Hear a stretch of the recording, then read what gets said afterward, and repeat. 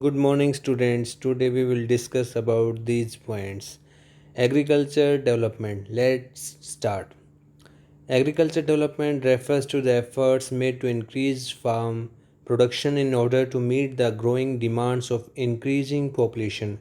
इसमें जैसे बेटा हमारी जो जनसंख्या है, पॉपुलेशन जो बढ़ रही है, उसकी डिमांड को पूरा करने के लिए हम एग्रीकल्चर्स डेवलपमेंट कर रहे हैं, ताकि एग्रीकल्चर्स के डेवलपमेंट कुछ विकास करें, ताकि उन जो लोग जितनी जनसंख्या हमारी बढ़ रही है डे टू डे, उनकी आवश्यकताओं की पूर्ति की जा सके।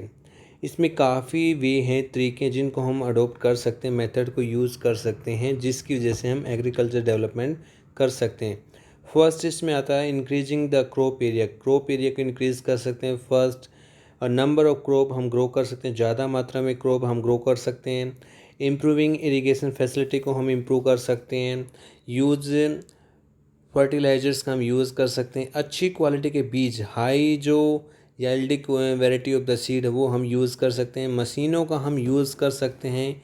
ये सभी हम मेथड को अपनाकर एग्रीकल्चर डेवलपमेंट कर सकते हैं। या इसके अलावा हम फूड सिक्योरिटी को भी यूज़ कर सकते हैं इंक्रीजिंग में, जिसकी वजह से हम एग्रीकल्चर डेवलपमेंट को बढ़ा सकते हैं और उसके उद्देश्यों को, उसके पर्पज़ को हम पूरा कर सकते हैं।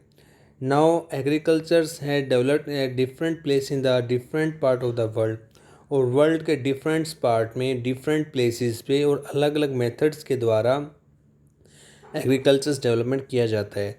डेवलपिंग जो कंट्री हैं with the large population usually practice intensive agricultures where crops are grown on small holding mostly for subsistence. अब इसमें क्या, तो बेटा जो डेवलपिंग कंट्री हैं, जो डेवलपिंग है, जो विकासशील देश हैं, वो मोस्टली बेटा स्मॉल स्केल पे क्रॉप्स उगाते हैं और मोस्टली वो सब्सिडेंस जो फार्मिंग का यूज़ करते हैं। लेकिन जो लार्ज होल्डिंग, जो काफ़ी बड़े क्षेत्रों पर जो खेती की जाती है, वो कमर्शियल पर्पज़ के लिए की जाती है। वो सूटेबल जो क्षेत्र हैं यूएसए में, कनाडा में, ऑस्ट्रेलिया में हैं, क्योंकि यहाँ पर बड़े लेवल पे खेती की जाती है।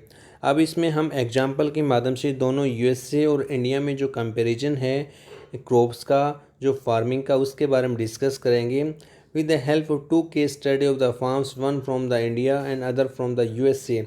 Let's understand about the agriculture in the developing and develop country. यानी कि डेवलपिंग और डेवलप कंट्री में जो कंपैरिजन है उसके बारे में हम डिस्कस करेंगे। फर्स्ट इसमें आता है बेटा a farm in India. There is a small village in Adilabad in Ghazipur district of Uttar Pradesh. Uttar Pradesh में बेटा एक छोटा सा विलेज है जो आदिलाबाद है, जो गाजीपुर डिस्ट्रिक्ट में है। यहाँ पे मुन्ना लाल एक फार्मर है, स्मॉल फार्मर है, जो अपने विलेज में रहता है। उसका वही फार्म है और उसका जो फार्म लैंड है 1.5 हेक्टेयर है, यानी कि छोटी सी ज़मीन है। उसका जो हाउस है, his house in the main village, उसका हाउस गांव में ही है। He purchase high yield variety of the seed from the market every alternate years. हर साल वो अच्छी क्वालिटी के बीज मार्केट से वन बाय वन लेता है। The land is fertile and he grow at least 2 crop in a year. और एक साल में वो मुश्किल से 2 फसलें उगाता है, विच आर नॉर्मली व्हीट और राइस। जो राइस या व्हीट हो सकती है, या पल्सेज या राइस हो सकती है। कोई भी 2 फसलें हर प्रत्येक साल उगाता है। Farmers take advice of his friends and elders as well government agricultures officer regarding farming practice. और जो फार्मर है अपने फ्रेंड्स की, जो एल्डर हैं, बड़े हैं, गवर्नमेंट जो ऑफिसर, उनकी सहायता लेता है अपनी फार्मिंग प्रैक्टिस को इम्प्रूव करने के लिए। He take a tractor on the rent for ploughing his field. और उसने एक ट्रैक्टर को रेंट पे लिया, जिसके द्वारा वो अपनी खेतों को जोतता है। और इसके अलावा जो उसके कुछ फ्रेंड हैं, वो अभी ट्रेडिशनल मेथड का यूज़ करते हैं, जिसमें जो प्लॉगिंग में यूज़ करते हैं, जैसे बैल वगैरह है, या वो जो पहले वाले मेथड है, पुराने मेथड का यूज़ करते हैं उसके friend. There is a tubewells in the near by field. और उसके आसपास के क्षेत्र में एक खेत में ट्यूबवेल है, जिसके वो which he take on the rent to irrigation his field. और अपनी खेती के लिए पानी भी, सिंचाई के लिए पानी भी रेंट पर लेता है। Munna Lal has 2 buffalo and few hens. उसके पास बफेलो हैं, भैंसें हैं, और कुछ मुर्गियां हैं। He sell milks in the cooperative store located in the near by town, और उसको अपना जो मिल्क है आसपास के जो कोऑपरेटिव स्टोर में बेचता है।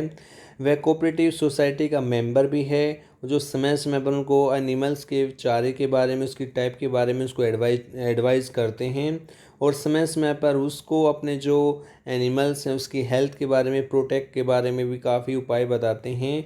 और जो आर्टिफिशियल जो इंसेमिनेशंस है, जो गर्भधान होता है एनिमल्स के, उसके बारे में उसको समय समय पर अवेयर किया जाता है। All the member of the family help him in various farm activity, और उसकी फैमिली के जो मेंबर हैं समय समय पर उसकी सहायता करते हैं, हर काम में उसकी सहायता करते हैं। जो एक्टिविटी वो करता है उसमें फैमिली के मेंबर उसकी सहायता करते हैं। Sometime he take credit from a bank of the agriculture's cooperative society to buy HYV seeds and implements, और समय समय पर वो बैंक से लोन भी लेता है, जिसकी वजह से वो कोऑपरेटिव सोसाइटी से अच्छी क्वालिटी के बीज और अपने औजार खरीदता है। He sells his produce in the mandi located in the near by towns, और वो अपनी जो अनाज आसपास के जो क्षेत्र में, जो गांव में जो मंडी होती है वहीं पर सेल करता है। Since majority of the farmers don't have lake storage facility, क्योंकि फार्मर्स के पास जो स्टोरेज की काफ़ी फैसिलिटीज़ की काफ़ी कमी है।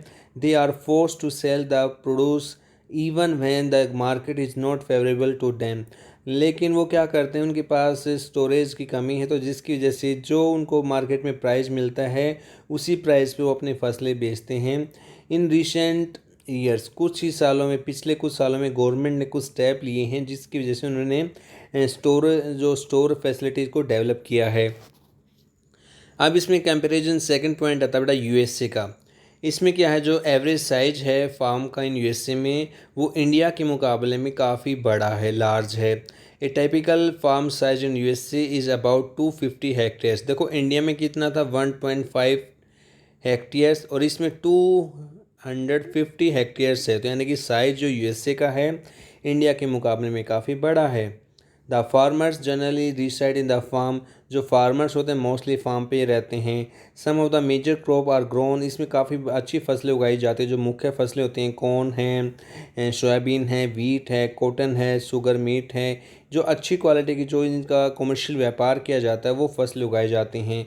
इसमें आता है बेटा, उसमें मुन्ना लाल था अपने इंडिया में, और इसमें बेटा जॉन होरेन है, जो एक फार्मर है जो यूएसए में मिड वेस्ट में रहता है, लोआ स्टेट में, और उसके पास 300 हेक्टेयर ज़मीन है। He grow corn his field after making sure that soil and water resource meet the need of this crop, और वह तब श्योर हो जाता है कि जब जो वाटर हैं, सोयल हैं, उसकी जो कॉर्न की फसल के लिए सूटेबल हैं, तभी वो फसल उगाता है। और advocate measures are taken to control pest that can damage the crop, और समय पर वो अपने पेस्ट जो कंट्रोल्स का यूज़ करता है, पेस्ट का जो उसकी क्रॉप को डैमेज करते हैं, मतलब जो कीटनाशक हैं जो फसल को डैमेज करते हैं, उसके लिए वो दवाई का यूज़ करता है सही समय पर।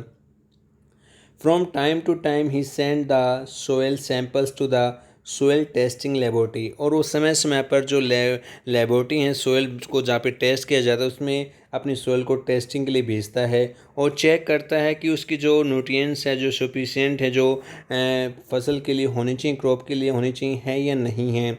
ये जो परिणाम होते हैं, जो रिजल्ट होते हैं, जो उनको हेल्प करते हैं किसके, साइंटिफिक जो फर्टिलाइज़र प्रोग्राम को अपनाने में हेल्प करते हैं, क्योंकि उसी के अकॉर्डिंग वो योजना बनाता है कि वो किस फर्टिलाइज़र का यूज़ करना चाहिए ताकि उसको क्रॉप को काफ़ी डेवलपमेंट मिले।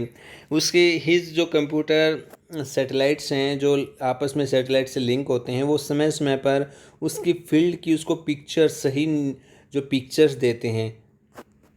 This help him to the use chemical fertiliser, जो उसकी समय समय पर हेल्प करते हैं। जो सैटेलाइट्स हैं उसके खेत के बारे में उनको बताते हैं कि किस चीज़ की कमी है, उसमें वो क्या इम्प्रूव कर सकते हैं, क्या ऐड कर सकते हैं, तो जिसकी वजह से वो केमिकल फर्टिलाइज़र का यूज़ करता है। And pesticides wherever they required, और पेस्टिसाइड का जब यूज होता है तो उसकी रिक्वायरमेंट के अकॉर्डिंग भी यूज़ करता है। He use tractor, seed drillers, levellers, combine harvester, thresher to perform various agriculture operation, और वो अपने एग्रीकल्चर्स के कार्यों में ट्रैक्टर का भी यूज़ करता है, सीड ड्रिलर का यूज़ करता है, लेवलर जो हम ज़मीन को लेवल करते हैं यानी कि इसमें ट्रैक्टर का यूज़ करता है। सीड को बोया जाता है, लेवल के द्वारा उसकी ज़मीन को समतल किया जाता है और हार्वेस्ट और थ्रेशर के द्वारा वो काटे जाते हैं और निकाले जाते हैं। तो इसमें जो एग्रीकल्चर्स में काफ़ी वेरियस अलग अलग मेथड का यूज़ करता है, क्योंकि मैंने आपको बताया कि इसमें यूएसए में क्या मोस्टली जो कार्य होता है मशीनों के द्वारा होता है। तो इसमें जो काफ़ी जो अच्छी टेक्नोलॉजी की जो मशीनों का वो यूज़ करता है। एक grains are the store in the automatic grain storage, और उसके पास जो स्टोरेज की काफ़ी जो ऑटोमेटिक सरकार के द्वारा बनाए जाते हैं वहाँ पर ग्रेन को स्टोर करता है और वहीं से मार्केट की जो एजेंसियाँ उसमें डिस्पैच कर दिया जाता है। The farmer in USA work like a businessman and not like a peasants farmer.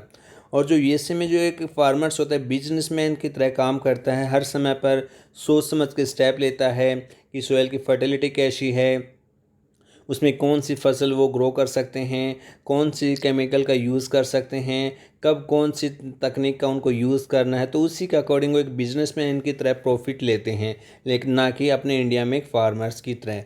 तो बेटा ये चैप्टर जो ज्योग्राफी का जो 4th चैप्टर था एग्रीकल्चर्स, ये कंप्लीट हो चुका है। और अभी भी अगर किसी बच्चे को इस चैप्टर में कोई भी प्रॉब्लम आती हैं तो वो बेटा डिस्कस कर सकता है। ओके बेटा, बाय बेटा।